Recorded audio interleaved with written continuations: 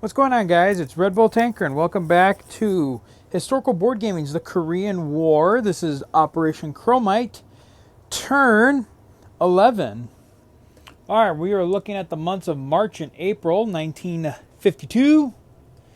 Not quite an action-packed turn, but obviously some things did happen throughout this turn. All right, starting up with the communists, North Korea with 56 and China with 37. For the North Koreans in Seoul, they built 4 infantry. And then up in Pyongyang, if I can get it just right without knocking anything over. Pyongyang, the North Koreans bought 2 Katyushas, 5 mech infantry, and 2 tanks, and saved 2 IPC, while the Chinese bought, what was that? Oh, 5 mech, a tank, and a fighter. Combat this turn.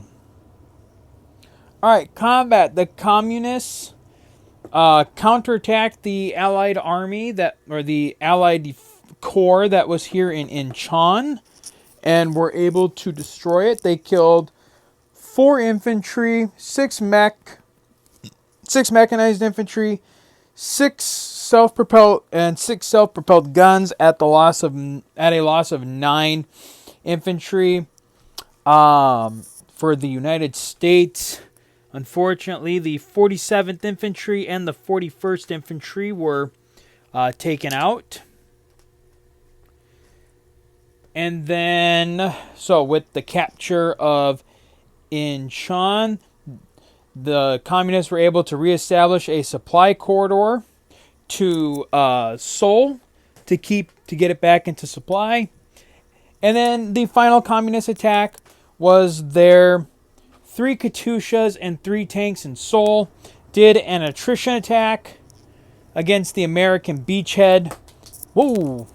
Against the American beachhead in Chonchon. There were 4 self-propelled artillery. All 6 dice rolled against that artillery. The communists did score 3 hits. And luckily for the... let's see here. So the Allies scored 3 hits out of their 6, and then on the 3, there were 4. Yeah, so there were 4 SPAs. 3 of them got hit. This 4th one shot back at 2 and missed. So the North Koreans were lucky and did not lose any of their pieces shooting for attrition. And then after doing deployments, North Korea collected 41 plus the 2 they saved for 43, and then China collected 35. All right, over to the Allies. All right, so South Korea with 22 IPC bought 2 self-propelled guns and 2 tanks. The U.S. with 50, 4 infantry, 4 mech, 4 self-propelled guns, 2 supply. We have the 75th Infantry Division and the 32nd Infantry Division now entering or on deck to join the Korean War. And then for the UN, 2 infantry, 2 mech, 2 self-propelled guns. The Allies did not. They launched 1 combat. Oh, wait a minute. Oh, I screwed something up. Anyways, I'll have to at least put 1 back.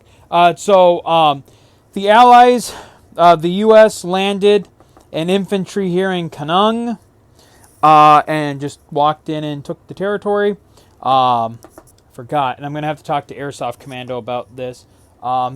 He pulled the fleet back on the non-combat, but he couldn't have done that with one of his transports. So I'm going to have to let him know that there's supposed to be a transport still here, and ask him if he wants to leave anything from the fleet behind to protect that. But for the rest of it, the non-combat, they beefed up 8th Army in Osan with some reinforcements.